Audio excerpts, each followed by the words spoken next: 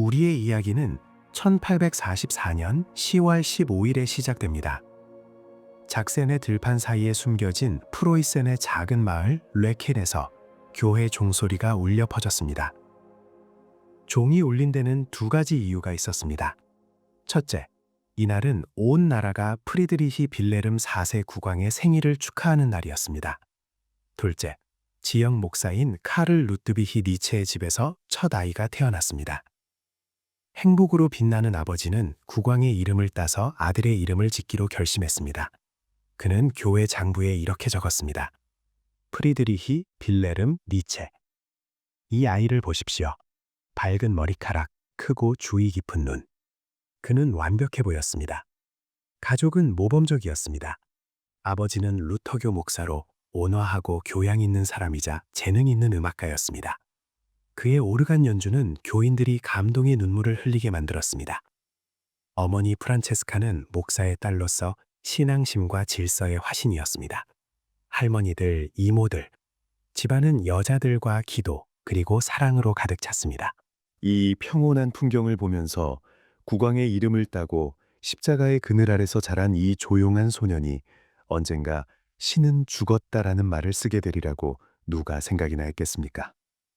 성수로 세례받은 이 아이가 40년 후 자신을 다이너마이트이자 적그리스도라고 부르게 될 것이라고 누가 상상이나 했겠습니까? 어떻게 완벽한 꼬마 목사가 인류 역사상 가장 격렬한 반항아로 변하게 되었을까요? 그 답은 책 속에 있지 않습니다. 그 답은 어린 프리드리히의 세상을 반으로 쪼개버린 첫 번째 끔찍한 트라우마 속에 숨겨져 있습니다. 프리드리히는 겨우 4살이었습니다. 세상이 안전하고 영원해 보이며 아버지가 우주에서 가장 강한 존재로 보이는 아이였습니다. 하지만 목사의 집에 불행이 닥쳤습니다. 선량하고 음악적인 사람이었던 카를 루트비히가 변하기 시작했습니다. 그는 비틀거렸습니다. 그는 안어를 잊어버렸습니다. 그러더니 끔찍한 발작이 시작되었습니다. 의사들은 뇌연화증이라는 진단을 내렸습니다. 당시에는 종양부터 뇌졸중까지 모든 것을 그렇게 불렀습니다. 어린 프리드리히는 아버지가 꺼져가는 것을 지켜보았습니다. 그는 닫힌 침실 문 너머로 고통에 찬 비명을 들었습니다. 결코 잊을 수 없는 소리였습니다. 그는 아버지의 이성이 무너지는 것을, 장엄한 오르간 음악이 질병의 침묵으로 바뀌는 것을 보았습니다. 1849년 7월, 아버지가 세상을 떠났습니다. 그의 나이 불과 35이었습니다. 4살배기 프리드리히에게 그것은 우주의 붕괴였습니다. 아버지가 그토록 열심히 기도했던 신은 그를 구해주지 않았습니다. 신은 이 선량한 사람이 고통받고 괴로움 속에서 죽도록 내버려 두었습니다. 왜일까요? 도대체 무엇 때문에? 아마도 그때 관 곁에 서서 니체는 평생 자신의 동반자가 될 얼음 같은 고독을 처음 느꼈을 것입니다. 장례식 직후 그는 꿈을 꾸었습니다. 그는 어린 시절 일기에 그 꿈을 소름 끼칠 정도로 정확하게 묘사했습니다. 장례식 때처럼 오르간 음악 소리가 들리는 꿈을 꾸었다. 갑자기 아버지의 무덤이 열리더니 수의를 감은 아버지가 걸어 나왔다. 아버지는 교회로 들어와 어린아이를 안고 다시 무덤으로 돌아갔고 뚜껑이 닫혔다. 음악이 멈췄다. 이 꿈을 꾸고 몇 달 후 프리드리히의 남동생인 2살배기 요제프가 갑자기 죽었습니다. 꿈은 예언이 되었습니다. 소년은 마음을 닫아버렸습니다. 그는 피난처를 찾기 시작했습니다. 그리고 아버지가 찾았던 그곳, 종교에서 안식처를 찾았습니다. 가족은 나움부르크로 이사했습니다. 프리드리히는 유별난 아이로 자랐습니다. 그는 소년들과 전쟁놀이를 하지도 않았고 나무에 오르지도 않았습니다. 그는 나이에 맞지 않게 진지했습니다. 사람들은 그를 꼬마 목사라고 불렀습니다. 이 장면을 상상해 보십시오. 10살 난 소년이 의자 위에 서서 친구들에게 성경을 읽어주고 있습니다. 그가 어찌나 풍부한 감정과 내면의 힘을 담아 읽던지 성인 여성들은 눈물을 흘리기 시작하고 개구쟁이들은 조용해졌습니다. 그는 아버지를 앗아간 그 혼돈으로부터 자신을 지키기 위해 신에게서 보호처를 찾았습니다. 그는 학업과 신앙심으로 자신을 채찍질했습니다. 그는 최고의 우등생이었습니다. 그는 시를 쓰고 음악을 작곡했습니다. 14세 때 그는 명문학교인 푸포르타로 보내졌습니다. 그곳은 옛 시토의 수도원 건물을 사용하는 유서 깊고 엄격한 교육기관이었습니다. 높은 고딕 양식의 둥근 천장, 두꺼운 벽, 그리고 강철 같은 규율, 새벽 4시 기상, 기도, 라틴어, 그리스어, 히브리어 학습. 이곳에서 독일 엘리트들의 인격이 단련되었습니다. 하지만 바로 이곳, 푸포르타의 벽 안에서 프리드리히는 뭔가 잘못되었음을 느끼기 시작했습니다. 영혼뿐만 아니라 육체에서도 말입니다. 두통이 시작된 것입니다. 그것은 단순한 편두통이 아니었습니다. 고문이었습니다. 누군가 달궈진 못을 눈구멍에 박아 넣는 듯한 통증이 갑자기 닥쳐왔습니다. 통증은 며칠씩 이어졌습니다. 그는 고통으로 인해 구토했습니다. 그는 빛이 칼처럼 눈을 찌르는 것 같아 눈을 뜰 수조차 없었기에 어두운 방에 누워 있었습니다. 훗날 편지에서 그는 이 병을 개라고 불렀습니다. 나의 개가 다시 내 뇌를 갉아먹고 있다. 의사들은 속수무책이었습니다. 그들은 과로와 나쁜 시력, 한쪽 눈은 거의 보이지 않았습니다. 탓을 했습니다. 하지만 어둠 속에 누워있던 프리드리히는 아마도 아버지를 떠올렸을 것입니다. 뇌연화증, 유전. 아버지의 그림자가 그의 머리맡에 서 있었습니다. 그는 알았습니다. 자신에게 남은 시간이 제한적이라는 것을. 이 세상에 무언가 말하고 싶다면 서둘러야만 했습니다. 1864년 그는 본 대학교에 입학했고 그 후 라이프치히에 옮겼습니다. 여기서 전환점이 발생합니다.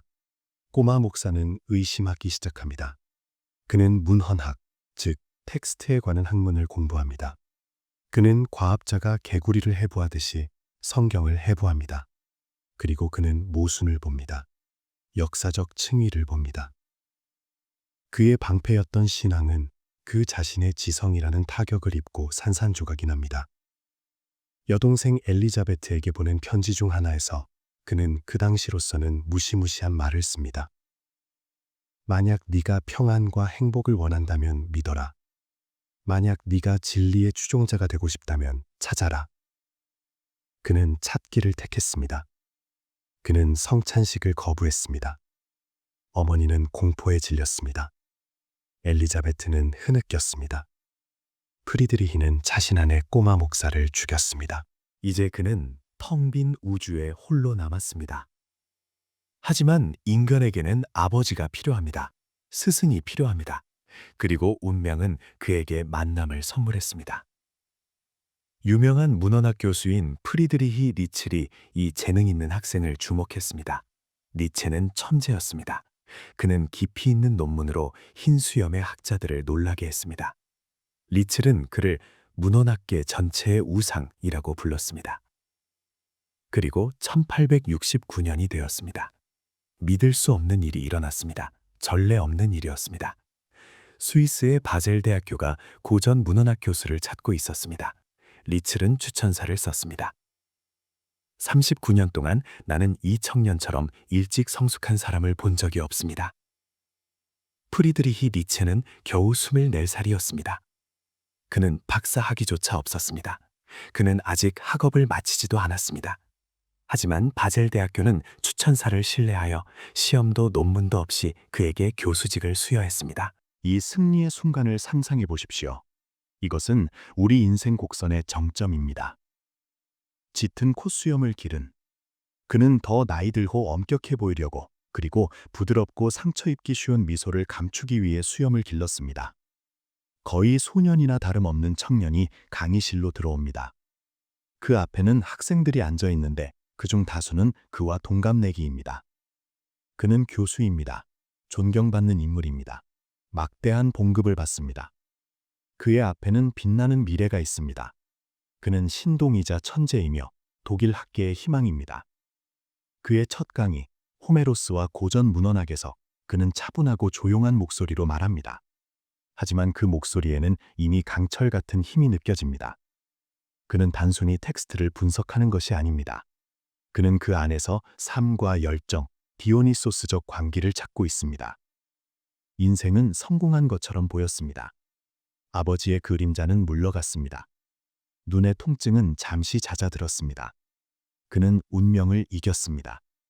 그는 젊고 유명했으며 힘이 넘쳤습니다. 하지만 의식 깊은 곳 어딘가에서 마치 시한폭탄처럼 병마가 째깍거리고 있었습니다.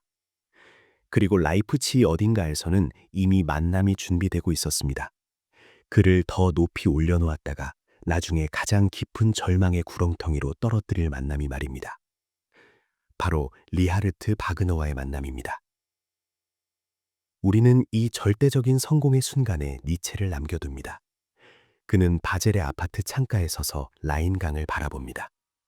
그는 자신이 길을 찾았다고, 존경받는 학자의 길을 찾았다고 생각합니다. 그는 문헌학이 곧 지루해질 것임을 아직 모릅니다. 자신 안에서 철학자가 깨어나고 있음을 모릅니다. 그리고 그 철학자가 태어나기 위해 필요한 것은 대학 강단이 아니라 망치라는 사실을 모릅니다. 우리의 영웅이 짧은 행복의 순간을 즐기는 동안 편안히 주무십시오. 그의 앞에는 우정과 배신이라는 이름의 폭풍우가 기다리고 있습니다. 1869년 독일 학계는 전무후무한 사건으로 충격에 빠졌습니다. 스위스의 고풍스럽고 엄격한 바젤 대학교에 새로운 교수가 도착했습니다. 논문을 쓰느라 수십 년을 보낸 흰 수염의 노 교수들은 가운을 걸친 채 어리동절한 표정으로 새 동료를 바라보았습니다. 소년이었습니다. 프리드리히 니체는 겨우 24살이었습니다. 박사 학위도 없었습니다. 본에서 학업을 공식적으로 마치지도 못한 상태였습니다. 하지만 스승 리첼의 추천서가 너무나 열광적이었기에 대학은 수백 년 된 규칙을 어겼습니다. 이 사람은 경이적입니다. 라고 사람들은 섰습니다. 그는 고전 문헌학 교수직과 당시로서는 막대한 봉급, 그리고 공무원 신분을 받았습니다. 이 대조를 상상해 보십시오.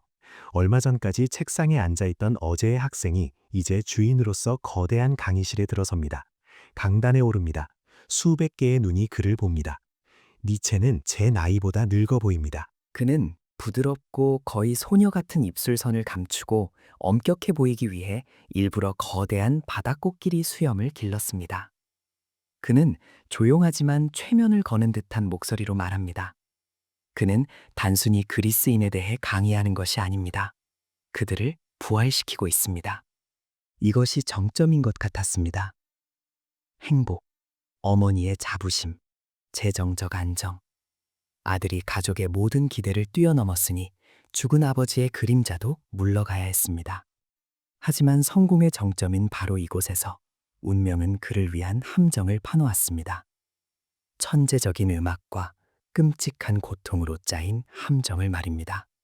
어린 나이에 아버지를 잃은 모든 남자의 삶에는 공허함이 남습니다. 아버지 모양의 블랙홀입니다. 청년 시절 내내 니체는 이 공허함을 채워줄 누군가를 찾았습니다.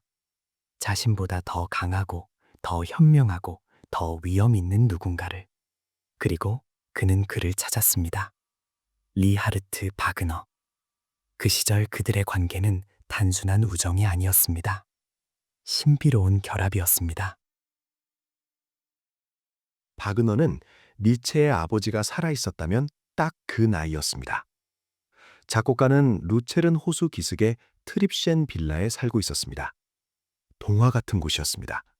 거울 같은 물에 비치는 높은 산, 공원의 고요함, 그리고 피아노 소리로 가득 찬 집. 지루한 대학에서 숨막혀 하던 젊은 교수에게 트립셴은 낙원이 되었습니다. 니체는 모든 주말과 방학을 그곳에서 보냈습니다. 자기중심적인 거인 바그너는 그를 가족의 일원이라고 불렀습니다. 그는 젊은 학자에게서 자신의 새로운 종교, 즉 예술의 종교를 전파할 완벽한 사도를 보았습니다. 트립시엔 응접실의 저녁을 상상해 보십시오. 바그너는 지크프리트의 일부를 연주합니다. 놀라운 지성을 가진 그의 아내 코지마는 숨을 죽이고 듣습니다. 구석에 앉은 니체의 뺨에는 눈물이 흐릅니다. 그는 집을 찾았다고 느낍니다. 이곳에는 속물 근성이 없습니다. 지루한 도덕도 없습니다. 이곳에는 신들이 살고 있습니다. 바그너는 니체를 나의 소년이라고 불렀습니다. 니체는 바그너를 주피터라고 불렀습니다. 그는 영원히 그를 섬기며 그의 영광을 알리는 전령이 될 준비가 되어 있었습니다. 그는 그들이 함께 세상을 바꿀 것이라 믿었습니다. 바그너는 음악으로, 니체는 말로. 하지만 니체의 영혼이 바그너적 유토피아의 구름 위를 나는 동안 그의 육체는 감옥으로 변하고 있었습니다. 전기 작가들은 종종 이 순간을 놓치지만 이것 없이는 니체의 철학을 이해할 수 없습니다. 그의 모든 위대한 사상은 지옥 같은 고통의 발작 사이에 태어났습니다. 어린 시절 잠들어 있던 병이 깨어나 그를 덮쳤습니다. 니체 스스로 그것을 개라고 불렀습니다. 단순한 편두통이 아니었습니다. 3일씩 지속되기도 하는 발작이었습니다. 상상해 보십시오. 아침에 눈을 뜨면 오른쪽 눈 위에서 작은 점이 고동치기 시작하는 것이 느껴집니다. 1시간 후 이 점은 달궈진 고챙이로 변합니다. 빛은 견딜 수 없는 고통을 줍니다. 마룻바닥 삐걱거리는 소리, 거리의 목소리 등 어떤 소리도 머릿속에서 대포 소리처럼 울립니다. 위장이 멈춥니다. 멈추지 않는 구토가 시작됩니다. 니체는 바젤의 어두컴컴한 방에서 젖은 수건을 머리에 얹고 신음하며 누워 있었습니다. 읽을 수 없었습니다. 쓸 수 없었습니다. 오직 생각만 할 수 있었습니다. 바로 그 어둠 속에서 그의 핵심 사상이 형성되기 시작했습니다. 고통은 형벌이 아니다. 고통은 도구다. 신이 죽었다면 고통에는 위로부터의 의미가 없습니다. 그렇다면 내가 직접 의미를 부여해야 합니다. 나는 건강해지려는 의지, 살려는 의지로 철학을 만들었다. 훗날 그는 썼습니다. 그는 고통의 심연을 들여다보고 눈을 깜빡이지 않는 법을 배웠습니다. 대학 동료들은 젊은 교수를 곁눈질하기 시작했습니다. 그는 자주 휴강했습니다. 색안경을 쓰고 다녔습니다. 그는 노인처럼 보였습니다. 천재 소년이 망가졌어. 그들은 수군거렸습니다. 1872년 니체는 바그너에게 선물을 주기로 했습니다. 그는 첫 번째 책 음악의 정신으로부터의 비극의 탄생을 썼습니다. 형식적으로는 그리스인에 대한 학술 논문이었습니다. 실질적으로는 새로운 신앙의 선언문이었습니다. 니체는 대담한 주장을 펼쳤습니다. 그리스인들이 위대했던 것은 모든 학자가 생각하듯 그들이 차분하고 조화로웠기 때문이 아니라 존재의 공포, 혼돈, 디오니소스적 광기를 들여다볼 줄 알았기 때문이라고 말입니다. 그리고 현대 세계에서 이 정신의 유일한 계승자로 그는 리하르트 바그너를 지목했습니다. 그는 학자로서의 명성을 우정의 재단에 바쳤습니다. 대가는 즉각적이고 가혹했습니다. 학계는 격분했습니다. 이 애송이가 어떻게 위대한 학문을 스캔들 많은 작곡가의 음악과 섞을 수 있단 말입니까? 이것은 문헌학이 아니라 설교였습니다.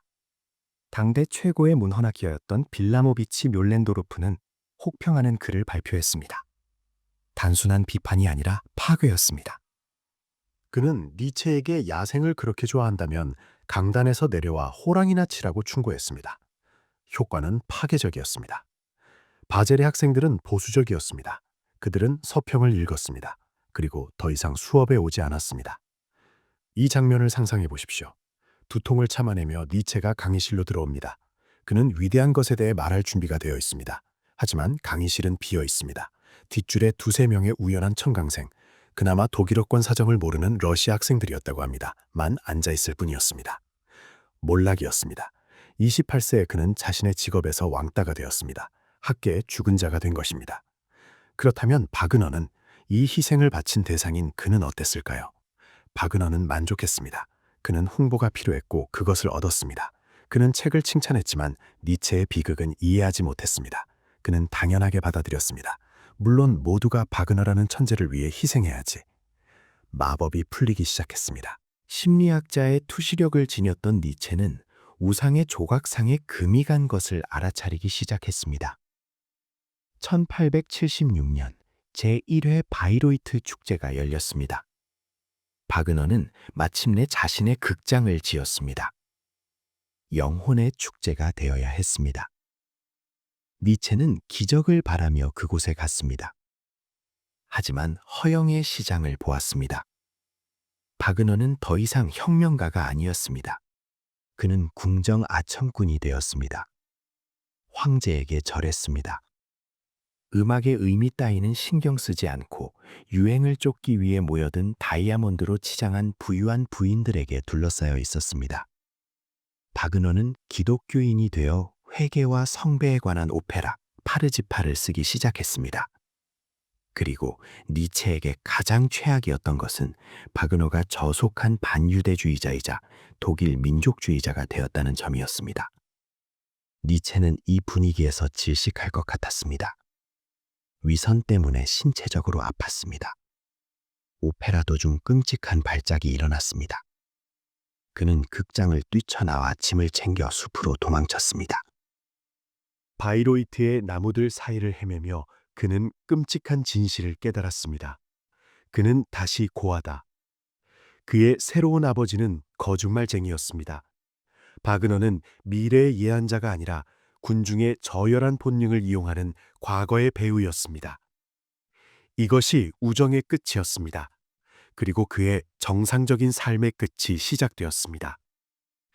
1879년 34세의 나이에 병마에 지치고 눈멀고 실망한 프리드리히 니체는 사직서를 냈습니다. 대학은 안도하며 그를 놓아주었고 적당한 연금을 책정했습니다. 교수는 죽었습니다. 화려했던 경력은 먼지처럼 흩어졌습니다. 이제 그는 아무것도 아닙니다. 집도 직업도 친구도 없는 친구들은 바그너 진영에 남았습니다. 방랑자입니다. 그에게는 약이 든 가방과 과열된 증기 보일러처럼 작동하는 뇌뿐입니다. 그는 남쪽으로 바다로 자신의 길고 외로운 여행을 떠납니다. 자신의 가장 중요한 책과 가장 거대한 광기를 향해서 편안히 주무십시오. 비 내리는 기차역에 외롭지만 자유로운 우리의 영웅을 남겨둡니다. 앞에는 로마, 채찍을 든 소녀와의 운명적인 만남, 그리고 시면으로의 마지막 추락이 그를 기다리고 있습니다. 봄, 니체는 37세입니다. 그는 노인이 된 기분입니다. 시력은 떨어지고 위장은 반란을 일으키며 단지 잠들기 위해 위험한 양의 클로랄 수화물을 복용하며 자살의 문턱에서 살고 있습니다. 그에게는 구원자가 필요합니다. 아니면 적어도 제자가 필요합니다. 그가 완전히 눈멀게 되었을 때 그의 사상을 이해해줄 누군가가. 그의 친구 파울레, 냉소적이고 똑똑한 실증주의 철학자가 편지를 보냅니다. 로마로 오게 놀라운 존재를 만났네. 그 존재는 루 폰 살로메였습니다. 그녀를 상상해 보십시오. 그녀는 21세였습니다. 상트페테르부르크에서 온 러시아 장군의 딸이었습니다.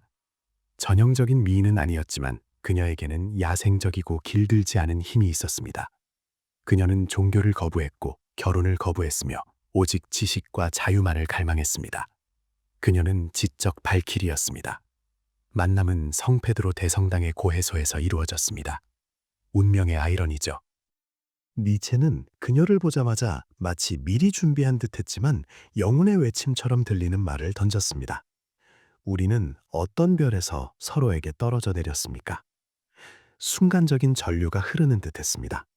평소 말을 더듬고 여자 앞에서 수줍어하던 니체는 갑자기 활짝 피어났습니다. 그들은 로마를 몇 시간이고 걸었습니다. 그는 말했습니다. 그녀는 들었고 그에게는 충격적이게도 이해했습니다. 게다가 그녀는 논쟁했습니다. 생애 처음으로 그는 대등한 대화 상대를 찾은 것입니다. 그녀는 독수리처럼 예리하고 사자처럼 용감하다. 그는 친구들에게 이렇게 썼습니다. 그는 결심했습니다. 바로 그녀다. 단순한 아내. 그는 속물적인 결혼을 경멸했습니다. 가 아니라 후계자라고 말입니다. 자신의 철학을 물려줄 바로 그 사람이라고. 루 살로메의 머릿속에 대담한 계획이 무르익었습니다. 그녀는 니체와도 파울레, 그 역시 그녀를 사랑했습니다. 와도 결혼하고 싶지 않았습니다.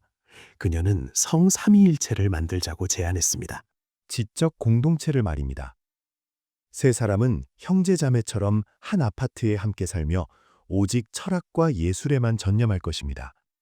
섹스는 없고 오직 순수한 이성만이 존재합니다. 군중의 도덕 위를 비상하는 자유로운 영혼들. 보수적인 19세기 유럽에서 이것은 스캔들이었습니다. 니체의 어머니에게 이것은 타락이었습니다. 하지만 프리드리히 자신에게 이것은 꿈이었습니다. 그는 더 이상 혼자가 아니었습니다. 그에게도 자신의 사람들이 생긴 것입니다. 이 희망의 정점은 타우텐부르크에서의 여름이었습니다. 파울 레는 떠났고 니체와 루는 단둘이 남았습니다. 첫눈에 이 러시아 여자를 증오했던 니체의 여동생 엘리자베트의 감시하에 말이죠. 그날들을 상상해 보십시오. 푸른 숲, 새들의 노래. 니체와 루는 오솔길을 산책합니다. 그들은 10시간을 연달아 대화합니다. 그리고 기적이 일어납니다. 니체의 두통이 사라졌습니다. 수년 만에 처음으로 개가 뇌를 갉아먹는 것을 멈췄습니다. 사랑 혹은 지적 황홀경은 최고의 진통제였습니다. 그는 마침내 자신의 생각이 공명을 일으킨다고 느꼈습니다. 그는 루를 자신의 누이의 두뇌라고 불렀습니다. 하지만 이 목가적인 풍경에는 숨겨진 결함이 있었습니다. 자유로운 정신에 대한 온갖 말들에도 불구하고 니체는 마음 깊은 곳에서는 여전히 그 꼬마 목사로 남아 있었습니다. 그에게 필요한 것은 공동체가 아니었습니다. 그에게는 충실함이 필요했습니다. 그에게는 아내가 필요했습니다. 루체른에서 그들은 자신들의 삼위일체를 기념하기 위해 사진을 찍기로 했습니다. 니체는 직접 이 장면을 연출했습니다. 그리고 이 사진은 철학자의 가장 유명한 이미지가 되었으며 그의 운명에 대한 불길한 예언이 되었습니다. 이 사진을 보십시오. 수레가 있습니다. 말 대신 두 남자, 프리드리히 니체와 파울 레가 수레의 멍에를 쓰고 있습니다. 그들은 순종적이고 슬픈 눈으로 카메라를 응시합니다. 그리고 수레에는 루 살로메가 서 있습니다. 그녀의 손에는 채찍이 들려 있습니다. 그들은 이것이 유쾌한 농담이자 아이러니라고 생각했습니다. 하지만 무의식은 농담을 하지 않습니다. 니체는 스스로 자신을 여자가 부리는 짐승의 위치에 두었습니다. 루의 손에 들린 채찍은 진짜였습니다. 그리고 그녀가 가할 타격 또한 진짜가 될 것이었습니다. 니체는 청혼하기로 결심했습니다. 하지만 사교적으로 서툴렀던 그는 차마 루의 면전에서 말할 용기가 나지 않았습니다. 그는 그 일을 파울 레에게 부탁했습니다. 자신의 친구이자 연적에게 말입니다. 그것은 치명적인 실수였습니다. 파울은 청혼을 전했지만 루는 단호하게 아니요 라고 답했습니다. 그녀에게 필요한 것은 자유였지 쥐꼬리만한 연금을 받는 늙고 병든 철학자가 아니었습니다. 게다가 그녀는 더 젊고 가벼운 파울과 어울리는 것을 선호했습니다. 삼위일체는 깨졌습니다. 루와 파울은 니체만 승강전에 홀로 남겨둔 채 둘이서 떠나버렸습니다. 그들은 그저 떠난 것이 아니었습니다. 그들은 그를 비웃었습니다. 편지를 주고받으며 그들은 니체의 비장함과 구식 스타일을 입에 올렸습니다. 예리한 독수리였던 루는 잔인했습니다. 하지만 관뚜껑에 마지막 못을 박은 것은 여동생 엘리자베트였습니다. 질투와 속물적인 악의에 사로잡힌 그녀는 루를 타락한 여자라 부르며 모욕적인 편지를 보내기 시작했습니다. 그녀는 오빠에게 루와 파울이 그를 비웃고 있으며 그의 아이디어를 훔쳤다고 속삭였습니다. 망가지고 병든 니체는 여동생을 믿었습니다. 그는 모두와 관계를 끊었습니다. 1882년 가을, 그는 이탈리아 라팔로로 도망쳤습니다.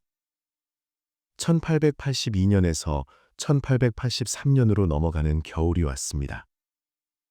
그의 인생에서 가장 끔찍한 겨울이었습니다. 그는 난방이 되지 않는 방에서 살았습니다. 개가 돌아와 2배의 힘으로 그를 괴롭혔습니다. 그는 정신적, 육체적 고통을 잠재우기 위해 엄청난 양의 아편을 복용했습니다. 그는 증오와 절망으로 가득 찬 편지들을 썼습니다. 오늘 나는 비명을 지를 때까지 나 자신을 아프게 할 것이다. 나는 아직 숨통이 끊어지지 않은 희생제물이다. 그는 철저히 혼자 남았음을 깨달았습니다. 친구는 배신했습니다. 사랑하는 여인은 거절했습니다.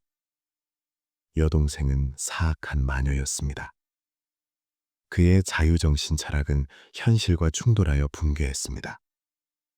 그는 초인이 되고 싶었으나 베개의 얼굴을 묻고 우는 버림받고 병든 남자일 뿐이었습니다. 그에게는 해결책이 필요했습니다. 자살하지 않기 위한 의미가 필요했습니다. 왜 이 고통은 돌아오는가? 고통이 피할 수 없는 것이라면 왜 살아야 하는가? 그때 얼어붙은 정적 속에서 그는 1년 전 실스마리아의 바위곁에서 그를 찾아왔던 깨달음을 기억해냈습니다. 그때 그것은 그저 아름다운 이론이었습니다. 이제 그것은 삶과 죽음의 문제가 되었습니다. 영원 회귀의 개념. 상상해 보십시오. 니체는 말합니다. 어느 날 악마가 찾아와 당신에게 이렇게 말한다고. 네가 지금 살고 있고 살아왔던 이 삶을 너는 다시 한번 그리고 수도 없이 반복해서 살아야만 한다. 그 안에는 새로운 것이란 없으며 모든 고통과 모든 기쁨, 모든 생각과 모든 한숨, 모든 것이 네게 다시 돌아올 것이다. 트립셴의 즐거움과 루아의 산책만 돌아오는 것이 아닙니다. 아버지의 죽음이 돌아올 것입니다. 뇌를 갉아먹는 개가 돌아올 것입니다. 파울의 배신이 돌아올 것입니다. 라팔로의 이 추운 저녁이 돌아올 것입니다. 그렇게 끝없이 돌고 돌아서 존재의 모래시계는 영원히 뒤집힙니다. 만약 당신이 약하다면 이 생각은 당신을 짓눌러 버릴 것입니다. 이것은 가장 큰 저주입니다. 지옥은 바로 반복입니다. 하지만 만약 당신이 강하다면, 당신이 진정으로 삶을 사랑한다면 당신은 악마에게 대답해야 합니다. 너는 신이구나. 나는 이보다 더 신성한 말을 들어본 적이 없다. 니체는 이 생각을 우울증에 맞서는 무기로 사용했습니다. 그는 결심했습니다. 나는 이 고통을 받아들이겠다. 나는 이 고독을 받아들이겠다. 필요하다면 100만 번이라도 다시 살겠다. 나는 삶의 가장 끔찍한 모습 앞에서도 삶에 대해 예스라고 말하겠다. 이 필사적인 예스에서 그의 가장 중요한 책이 탄생했습니다. 1883년 2월 건강이 조금 호전되자 본물이 터졌습니다. 그는 쓰기 시작했습니다. 논문도 평론도 아니었습니다. 시였습니다. 예언이었습니다. 그는 서서 방을 거닐며 단어들을 외치고 환희에 겨워 울면서 섰습니다. 그렇게 차라투스트라가 태어났습니다. 우리는 창조적 광기의 순간에 있는 니체를 남겨둡니다. 그는 싸구려 방에 혼자 있지만 더 이상 피해자가 아닙니다. 그는 초인에 대해 세상에 알리기 위해 산에서 내려오는 예언자입니다. 그는 자신의 고통을 황금으로 바꾸었습니다. 하지만 그 변환의 대가는 끔찍할 것입니다. 편안히 주무십시오. 내일 우리는 이 화산이 폭발하여 창조자의 이성마저 태워버리고 결국 잿더미와 토리노의 돌길 위에선 하얀 말 한 마리만 남게 되는 과정을 보게 될 것입니다. 1883년 겨울, 니체는 루살로메에게 시련의 상처를 입고 라팔로에서 도망쳤습니다. 그는 정적이 짓누르는 곳이 아니라 울리는 곳을 찾았습니다. 그리고 스위스의 엥가딘 계곡, 작은 마을 실스마리아에서 그곳을 찾았습니다. 이곳을 상상해 보십시오. 소와 푸른 초원이 있는 아늑한 계곡이 아닙니다. 거친 고지대입니다. 거대한 화강암 절벽, 빙하, 검은 호수, 그리고 어두운 파란색, 거의 우주처럼 보이는 하늘. 니체는 지역 상인의 집에서 아주 작은 방을 비녔습니다. 지금은 박물관이 되어 있으며 방문객들은 이 방이 수도사의 감방과 얼마나 비슷한지 보고 놀랍니다. 난방은 없었습니다. 아침이면 세면대에 물이 얼었습니다. 하지만 이곳에는 공기가 있었습니다. 맑고 차갑고 건조한 공기.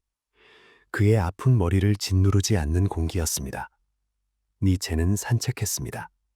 낡은 회색 코트, 양산, 두꺼운 안경을 쓴 그의 모습은 마을 농부들에게 익숙해졌습니다. 그들은 그를 성자라고 불렀습니다. 그는 팔을 휘두르며 무언가 중얼거리며 빠르게 걸었습니다. 그는 눈 속에 무릎까지 빠진 채 서 있거나 젖은 바위에 기대어 작은 수첩에 생각들을 적었습니다. 바로 이곳, 그가 직접 썼듯이 인간과 시간 저편 6,000피트 높이에서 영감이 그를 덮쳤습니다. 우리는 이 단어를 가볍게 사용하곤 합니다. 하지만 니체에게 이것은 간질발작에 가까운 육체적 상태였습니다. 강한 시대의 시인들이 영감이라고 불렀던 것이 무엇인지 아는 사람이 있는가? 아주 작은 미신이라도 남아있다면 자신이 단지 화신일 뿐이며 확성기일 뿐이며 초강력한 힘의 매개체일 뿐이라는 생각을 떨치기 어려울 것이다. 그가 책을 쓴 것이 아닙니다. 책이 그를 썼습니다. 1883년 2월 차라투스트라는 이렇게 말했다의 일부는 단 열흘 만에 쓰였습니다. 생각해 보십시오. 인류 역사상 가장 심오하고 복잡하며 시적인 책 중 하나가 일주일 반 만에 창조되었습니다. 그것은 트랜스 상태였습니다. 니체는 거의 잠을 자지 않았습니다. 먹는 것도 잊었습니다. 그의 개, 즉 두통은 이 에너지 앞에서 공포에 질려 물러났습니다. 그는 허리케인이 연주하는 팽팽한 현이 된 기분이었습니다. 차라투스트라는 누구입니까? 니체의 자아입니다. 그는 산에서 내려와 사람들에게 이렇게 말하는 고대 페르시아의 예언자입니다. 신은 죽었다. 우리가 그를 죽였다. 하지만 그는 나쁜 소식만 전하는 것이 아닙니다. 희망을 가져옵니다. 신이 없다면 인간은 자유롭습니다. 인간은 노예가 아니라 다리입니다. 초인, 위범의 이슈로 가는 다리입니다. 인간은 극복되어야 할 그 무엇이다. 니체는 이 책에 자신의 모든 고통을 쏟아부어 기쁨으로 바꿨습니다. 춤, 이것이 이 책의 핵심 단어입니다. 차라투스트라는 가르치지 않습니다. 춤춥니다. 그는 존재의 무거움을 비웃습니다. 마지막 마침표를 찍었을 때 니체는 탈진하여 쓰러졌습니다. 하지만 행복했습니다. 그는 확신했습니다. 자신이 제5복음서를 썼다고. 성경을 대체할 책을 썼다고. 그는 세상이 경악할 것이라 기대했습니다. 하지만 세상은 경악하지 않았습니다. 세상은 침묵했습니다. 니체는 자비로 책을 출판했습니다. 출판사들은 더 이상 그를 믿지 않았습니다. 그는 몇 안 되는 친구들에게 초판을 보냈습니다. 결과는 침묵. 아무도 이해하지 못했습니다. 가장 가까운 사람들조차도. 친구 오버베크는 책이 이상하다고 정중하게 썼습니다. 다른 이들은 아예 답장하지 않았습니다. 누군가는 프리드리히가 완전히 미쳤다고 생각했습니다. 초인이라니? 춤이라니? 엄격한 독일 철학은 어디 갔나? 이것은 시나 예언자의 헛소리 같군. 가장 끔찍한 타격이었습니다. 니체는 깨달았습니다. 자신이 너무 일찍 태어났음을. 그는 사후의 인간이었습니다. 그의 목소리는 100년 후에나 들릴 것입니다. 고독은 절대적이 되었습니다. 이제 이것은 단순한 사회적 고독, 아내 없음, 친구 없음이 아니었습니다. 우주를 창조했으나 살 사람이 없는 신의 우주적 고독이었습니다. 그 시기의 편지에는 얼어붙을 듯한 우울함이 묻어납니다. 나는 40살이다. 그리고 나는 혼자다. 단 하나의 목소리도 내게 닿지 않는다. 이 침묵은 손으로 만질 수도 있다. 그는 계속 썼습니다. 차라투스트라의 2부, 3부, 4부를. 하지만 이제 그는 허공에 대고 쓰고 있었습니다. 그는 시면에 말을 던졌지만 시면은 메아리조차 돌려주지 않았습니다. 그리고 1888년이 되었습니다. 그의 의식 있는 삶의 마지막 해였습니다. 운명의 기어 어딘가가 고장났습니다. 아니면 반대로 폭발하기 직전에 전속력으로 작동하기 시작했습니다. 병마가 갑자기 물러났습니다. 만성 편두통과 구토 대신 믿을 수 없을 정도로 무시무시한 환희가 찾아왔습니다. 니체는 전지전능함을 느꼈습니다. 그는 토리노, 그가 이사한 것을 몇 시간이고 걸어도 피로를 느끼지 않았습니다. 그는 친구들에게 자신이 천재이며 세상의 운명을 손에 쥐고 있다고 썼습니다. 이것은 위대한 가을이라 불립니다. 수학의 시기입니다. 이 한 해 동안 그는 5권의 책을 썼습니다. 바그너의 경우 우상의 황혼, 안티크리스트, 이 사람을 보라, 에케 호모, 니체 대 바그너. 몇 달 만에 5개의 걸작이 나왔습니다. 생각의 속도가 너무 빨라 펜이 종이를 찢을 정도였습니다. 그의 자서전 이 사람을 보라의 챕터 제목들을 읽어보십시오. 나는 왜 이렇게 현명한가? 나는 왜 이렇게 영리한가? 나는 왜 이렇게 좋은 책들을 쓰는가? 왜 나는 운명인가? 현대인에게 이것은 과대망상으로 보일 것입니다. 정신과 의사는 말할 것입니다. 이것은 진행성 마비, 인격 붕괴의 시작, 탈억제라고. 하지만 독자는 다른 것을 봅니다. 이것은 마침내 모든 가면을 벗어던진 사람입니다. 겸손, 지옥에나 가라지, 예의, 꺼져버려. 그는 시간이 얼마 남지 않았음을 알았습니다. 그는 모든 것을 말하기 위해 서둘렀습니다. 우상의 황혼에서 그는 망치를 듭니다. 그는 유럽 문화 박물관을 돌아다니며 조각상들을 때려 붓습니다. 도덕, 기독교, 독일 정신을. 그는 그 안이 텅 비어 있음을 듣습니다. 안티크리스트에서 그는 기독교의 전쟁을 선포하며 기독교를 인류의 저주, 강자를 시기하는 약자들의 종교라고 부릅니다. 아이러니하게도 니체 자신은 파리 한 마리 죽이지 못할 만큼 착하고 부드러운 사람이었지만 종이 위에서는 전사였습니다. 1888년 말 긴장감은 극에 달했습니다. 니체는 토리노의 꽃무늬 벽지가 발린 싸구려 방에 살았습니다. 그는 소박한 식당에서 밥을 먹었습니다. 토리노 사람들은 그를 일 프로페세레, 교수님이라고 불렀습니다. 팁을 후하게 주고 주인이 허락하면 피아노를 치던 코스염이 거대한 정중한 신사였습니다. 하지만 이 정중한 신사 내부에서는 원자로가 폭주하고 있었습니다. 그는 썼습니다. 나는 인간이 아니다. 나는 다이나마이트다. 나는 성자가 아니다. 나는 사티로스다. 나의 진리는 끔찍하다. 지금까지 거짓말을 진리라고 불렀기 때문이다. 모든 가치의 재평가, 이것이 내 위협의 공식이다. 그는 역사가 그를 기점으로 두 부분으로 쪼개지고 있음을 느꼈습니다. 그 이전과 그 이후로. 그는 20세기의 전쟁들을 예언했습니다. 지구상에 일찍이 없었던 전쟁들이 있을 것이다. 정치는 위대하고 끔찍한 무언가가 될 것이다. 그는 미래를 보았습니다. 하지만 현재를 잃고 있었습니다. 은유와 망상의 경계가 흐려졌습니다. 편지에 그는 디오니소스 또는 십자가에 못 박힌 자라고 서명하기 시작했습니다. 그는 자신을 이견도의 신이자 그가 비판했던 그리스도와 동시에 동일시했습니다. 그는 모든 것이 되었습니다. 그리고 아무것도 아니게 되었습니다. 수십 년의 고통을 견디어온 그의 천재적인 도구인 뇌가 과열되었습니다. 권력의 의지가 그 주체를 태워버렸습니다. 1888년 크리스마스를 그는 홀로 맞이했습니다. 창밖에는 눈이 내렸습니다. 그는 피아노 앞에 앉아 유령들 외에는 아무도 듣지 못할 음악을 즉흥 연주했습니다. 그는 행복했습니다. 그것은 현실의 해안을 떠나 광기의 대양으로 항해해 나간 사람의 끔찍하고 절대적인 행복이었습니다. 다이너마이트는 설치되었습니다. 도화선은 타들어가고 있었습니다. 폭발까지 며칠 남지 않았습니다. 편안히 주무십시오. 내일 우리는 마지막 막을 목격하게 될 것입니다. 카를로 알베르토 광장의 눈물, 말과의 포홍, 그리고 죽음의 하얀 천사, 그의 여동생의 등장을 보게 될 것입니다. 토리노, 1889년 1월 4일 아침. 프리드리 니체는 비아 카를로 알베르토에 있는 집을 나섭니다.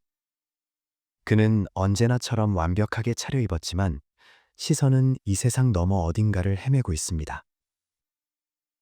그가 광장을 걷습니다. 갑자기 날카로운 소리가 들립니다. 때리는 소리, 비명. 마부가 무거운 진마차를 끌지 못하는 늙고 고집센 말을 채찍으로 때리고 있습니다. 말은 떨고 있고 옆구리에는 거품이 일었으며 무릎을 꿇고 쓰러졌지만 마부는 계속 채찍질을 합니다. 그리고 전설이 된 사건이 일어납니다. 잔인함과 힘을 설파했던 적그리스도, 동정을 나약함이라 경멸했던 철학자 니체가 말에게 달려듭니다. 그는 마부를 밀칩니다. 그는 동물의 목을 두 팔로 감싸 안습니다. 그는 말의 주둥이에 얼굴을 파묻고 웁니다. 이 제스처에 그의 모든 철학의 붕괴와 심장의 승리가 담겨 있습니다. 초인은 사라졌습니다. 타인의 고통에 대한 견딜 수 없는 연민으로 가득 찬 인간만이 남았습니다. 너를 이해한다. 그는 말에게 속삭입니다. 그 후 그는 의식을 잃고 돌바닥 위로 쓰러집니다. 사람들이 그를 집으로 옮깁니다. 의식은 돌아오지만 그는 더 이상 프리드리히 니체가 아닙니다. 디오니소스입니다. 십자가에 못 박힌 자입니다. 그는 책상에 앉아 그 유명한 광기의 편지 완 브리페를 쓰기 시작합니다. 그는 이탈리아 국왕에게 씁니다. 나는 모든 반유대주의자를 총살할 것을 명한다. 그는 이미 죽은 바그너에게 씁니다. 나는 너를 사랑한다, 아리아드네. 그는 친구 야코프 부르카르트에게 씁니다. 나는 신이 되기보다 바젤의 교수가 되고 싶었지만 이기심 때문에 세상 창조를 소홀히 할 수는 없었네. 니체의 친구이자 충실한 프란츠 오버베크는 이런 편지를 받고 즉시 모든 일을 제쳐두고 토리노로 달려갑니다. 방에서 그가 발견한 광경은 그를 경악하게 합니다. 위대한 철학자가 방 한가운데서 벌거벗은 채 춤을 추며 기이한 노래를 부르고 있습니다. 그는 오버베크를 껴안고 울고 웃으며 자신을 토리노의 폭군이라고 부릅니다. 오버베크는 깨닫습니다. 그치구나. 병원으로 데려가야 해. 바젤로 돌아가는 기차 여행은 초현실적이었습니다. 수면제에 취한 니체는 깨어나 이탈리아에서 들었던 나폴리 곤돌라 뱃사공의 노래를 부르기 시작했습니다. 그의 목소리는 힘차고 아름다웠습니다. 승객들은 이 이상한 코수염 신사를 경외심을 가지고 바라보았습니다. 그들이 유럽 최고의 지성에 대한 진혼곡을 듣고 있다는 사실은 모른 채 말입니다. 병원에서의 진단은 가혹했습니다. 진행성 마비. 당시에는 매독의 결과로 여겨졌지만 현대학자들은 뇌종양, 아버지를 죽인 것과 같으니나 혈관성 치매로 추정합니다. 어쨌든 프리드리히 니체는 1889년 1월에 죽었습니다. 그의 몸 안에 11년 더 머물렀던 사람은 조용하고 순종적인 어린아이였습니다. 가끔 파편적인 문구들을 기억해냈지만 자신이 누구인지는 더 이상 이해하지 못했습니다. 어느 날 사람들이 그에게 책 한 권을 보여주었습니다. 그의 책이었습니다. 그는 표지에 적힌 이름을 한참 들여다보다가 놀라서 물었습니다. 나도 언젠가 좋은 책을 썼나요? 그리고 영웅이 쓰러지자 악당이 무대 위로 등장합니다. 엘리자베트 퓨르스터 니체, 여동생입니다. 기억하십니까? 루 살로메를 증오했던 여자. 열렬한 반유대주의자 베르나르트 퓨르스터와 결혼하여 순수 아리아인 식민지를 건설하겠다고 파라과이로 떠났던 여자. 식민지는 참담하게 실패했고 남편은 자살했습니다. 1893년 엘리자베트는 독일로 돌아옵니다. 그녀는 무력한 장애인이 된 오빠를 봅니다. 하지만 그녀는 다른 것도 봅니다. 니체의 이름이 갑자기 유명해졌다는 것을요. 그가 고독 속에서 미쳐가는 동안 사람들은 그의 책을 읽기 시작했습니다. 유럽이 깨어났습니다. 그에 대한 기사가 쓰이고 사교계에서 그가 인용됩니다. 니체는 유행이류였습니다. 포식자의 감각을 지닌 엘리자베트는 깨닫습니다. 자신의 손에 금광이 있다는 것을. 그녀는 오빠를 병원에서 데려옵니다. 바이마르의 아름다운 빌라 질버블릭으로 옮깁니다. 그녀는 자신이 오빠 유산의 유일한 관리인임을 선언합니다. 그녀는 니체 문서 보관소를 만듭니다. 사실상 그녀는 그를 포로로 잡은 것입니다. 19세기 말 바이마르의 빌라에서 일어난 일은 혐오감에 몸서리치게 합니다. 엘리자베트는 죽어가는 오빠를 살아있는 전심을 구경거리로 만들었습니다. 그녀는 그에게 예언자의 토가처럼 보이는 긴 흰 옷을 입혔습니다. 거대한 콧수염을 빗겨주었습니다. 빛이 아름답게 떨어지는 베란다 의자에 그를 앉혔습니다. 그리고 방문객들을 들였습니다. 지식인, 작가, 귀족들이 미친 현자를 보러 왔습니다. 그들은 그를 동상처럼 바라보며 서 있었습니다. 니체는 꼼짝도 않고 앉아 있었습니다. 눈동자는 텅 비어 있었습니다. 가끔 그가 알아들을 수 없는 말을 중얼거리면 손님들은 그 안에서 심오한 철학적 의미를 찾으려 했습니다. 엘리자베트는 천재의 여동생이라는 자랑스러운 표정으로 곁에 서서 아마도 입장료, 보관소 기부금 명목으로 받았을 것입니다. 이것은 최후의 가장 끔찍한 모욕이었습니다. 평생 자유와 고독을 소중히 여겼던 사람, 군중을 경멸했던 사람이 속물인 여동생의 손에 인형이 되었습니다. 그녀는 그의 육체뿐만 아니라 사상까지 통제했습니다. 그녀는 그의 초안들을 손대기 시작했습니다. 니체에게는 정리되지 않은 수많은 메모가 남아 있었습니다. 철학에 대해 아무것도 모르는 엘리자베트는 그것들을 편집하기 시작했습니다. 잘라내고 다른 조각들을 붙이고 단어를 바꿨습니다. 그녀는 니체가 쓴 적 없는 책, 힘의 의지를 창조했습니다. 여동생의 편집본에서 이 책은 독일 민족주의, 반유대주의, 그리고 폭력에 대한 찬가가 되었습니다. 니체가 증오하고 조롱했던 모든 것을 엘리자베트는 그의 입에 집어넣었습니다. 프리드리히 니체는 1900년 8월 25일에 세상을 떠났습니다. 새로운 세기의 문턱에서 말입니다. 엘리자베트는 성대한 장례식을 치러 그가 견딜 수 없어 했을 쇼로 만들었습니다. 하지만 그녀의 작업은 이제 막 시작되었습니다. 세월이 흘렀습니다. 콧수염을 기른 남자가 독일의 권력을 잡았습니다. 아돌프 히틀러. 그는 제3제국을 위한 이데올로기를 찾고 있었습니다. 그리고 엘리자베트는 기쁘게 오빠의 유산을 그에게 바쳤습니다. 1933년 히틀러는 바이마르의 니체 문서 보관소를 방문했습니다. 엘리자베트, 이미 80이 넘었습니다. 는 총통을 열광적으로 맞이했습니다. 피가 얼어붙는 사진이 있습니다. 히틀러가 니체의 흉상 옆에 서 있습니다. 그는 니체를 자신의 사상적 선구자라 생각하며 존경심을 담아 바라보고 있습니다. 엘리자베트는 히틀러에게 오빠의 지팡이를 선물했습니다. 나는 모든 반유대주의자를 총살할 것을 명한다고 썼던 철학자의 지팡이가 역사상 가장 악명 높은 반유대주의자의 손에 들어간 것입니다. 이것은 결정적인 비극이었습니다. 니체의 이름은 나치즘의 오물과 뒤섞였습니다. 전후 수십 년 동안 그는 파시즘의 철학자로 여겨졌습니다. 여동생의 수정본에서 텍스트를 정화하고 강제 수용소가 아닌 자유를 노래했던 진짜 니체를 세상에 돌려주기까지 학자들의 엄청난 노력이 필요했습니다. 하지만 여동생은 잊읍시다. 그에게로 돌아갑시다. 생애의 마지막 날들, 베란다에 흰 옷을 입고 앉아 니체는 가끔 석양을 바라보았습니다. 그는 자신의 책이 전 세계 언어로 번역되었다는 것을 몰랐습니다. 자신이 20세기에 가장 영향력 있는 사상가가 되리라는 것을 몰랐습니다.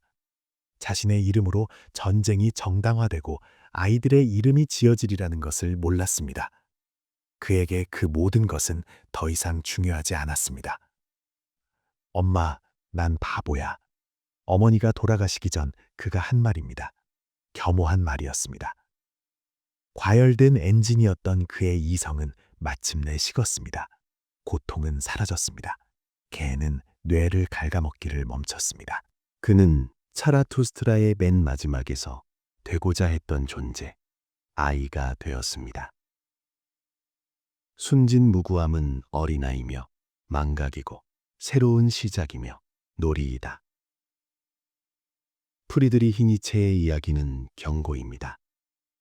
거짓의 세상에서 너무 정직한 것이 얼마나 위험한지에 대한 이야기입니다.